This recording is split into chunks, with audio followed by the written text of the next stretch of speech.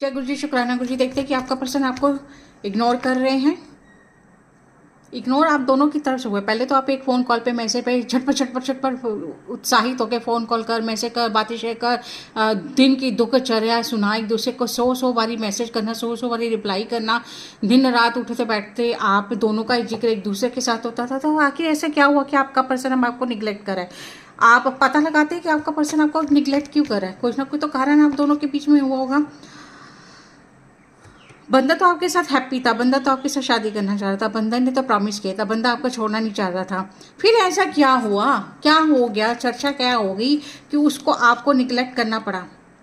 आप शायद बिजी थे, आप काम में बिजी थे, आपका तो मकसद था पैसा कमाना, या आपकी तनख्वाह अच्छी है, आपकी कंपनी अच्छी है, और आपने शायद यही ताना अपने पर्सन को मारा है कि तेरे से ज़्यादा तो मेरी तनख्वाह है, तू मुझे क्या खिलाएगा, तू मुझे क्या पिलाएगा। कोई ना कोई गर्मा गर्मी, कोई ना कोई ऐसी बात आप दोनों के बीच में, चाहे आराम से हुई है, चाहे कुछ अनजाने में आपके मुंह से निकल गई है कि बंदे को बड़ा हर्ट हो गया। बंदे को तो हुआ कि यार शादी के बाद तो ये तो मेरे को ताना मारेगा या मारेगी कि मेरी तनख्वाह तो तेरे से ज़्यादा अच्छी है, मेरी कंपनी तो तेरे से ज़्यादा अच्छी है।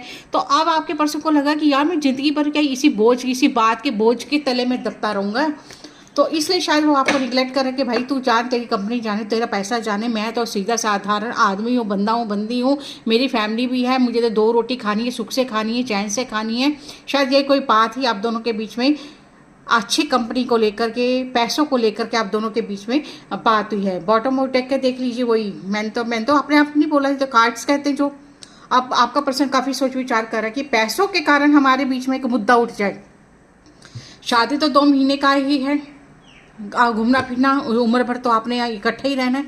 तो यही सोच करके बंदा अब आपको निगलेक्ट कर रहा है, बंदा आपसे दूर हो रहा है। अब आपको रियलाइज़ हो रहा है कि आपसे गलती हो गई है, तीर निकल गया है, अब हो सका तीर का तो इलाज नहीं है। तो यही कारण है आपका पर्सन आपको निगलेक्ट कर रहा है। वो सोच रहा है कि मेरे को ज़िंदगी भर ऐसे नहीं रहना कि तानों में ही मैं रहूँ।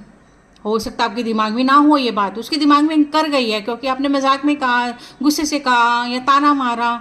तो ये चीज़ आप दोनों के बीच में, इसलिए आपका पर्सन आपको निगलेक्ट 100% कर रहे थे।